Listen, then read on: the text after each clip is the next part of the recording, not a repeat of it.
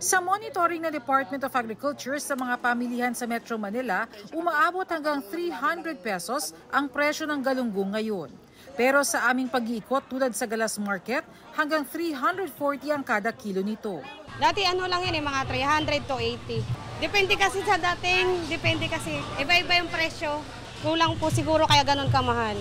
Sa Kamuning Market, sa retail kasi kami, sa amin pumapatak ang presyo ng galunggong nasa 300. Medyo malaki ang tinaas ng galunggong ngayon, halos nasa 50 pesos na yung tinaas ng puhunan. Sa Litex Market sa Quezon City, ramdam daw ng mga nagtitinda ang kakaunti ng supply ng galunggong. Mahirap mga isda po kasi pag araw talaga ng bear, mataas na po talaga mga isda ngayon.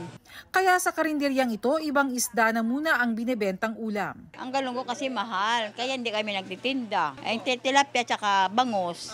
Sabi ng Bureau of Fisheries and Aquatic Resources, sa mayong panahon, di makapalaot yung mga mangisda, masasabi natin na minimal pero sufficient supply.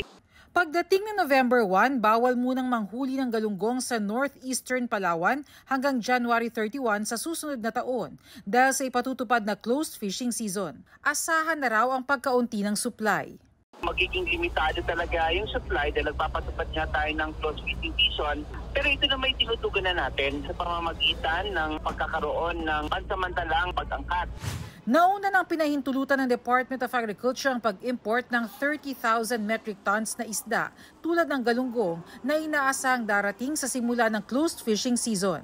Magpapatupad rin ang closed fishing season simula November 15 hanggang February 15 para sa sardine o tamban sa Zamboanga Peninsula at mga small pelagic fish sa Visayan Sea gaya ng alumahan. Ayon sa Bureau of Fisheries and Aquatic Resources, taon-taon itong ipinatutupad para mag-repopulate o maparami ang isda sa dagat. Para maiwasan ang pagsipa ng presyo ng isda sa panahon ng closed fishing season, nag-aangkat mula sa ibang bansa. Ayon sa Bureau of Fisheries and Aquatic Resources, nag-i-issue sila ng sanitary and phytosanitary import clearance para masigurong ligtas itong kainin ng mga mamimili. May mga requirements tayong ipinapatupad sa ating mga importers sa pagkuha ng kanilang import permit. Dapat ma-comply ng ating mga importers para siguraduhin ito na yung inaangkat natin at ibibenta sa mga palengke ay ligtas para sa publiko. Para sa GMA Integrated News, Bernadette Reyes, Nakatutok, 24 Oras.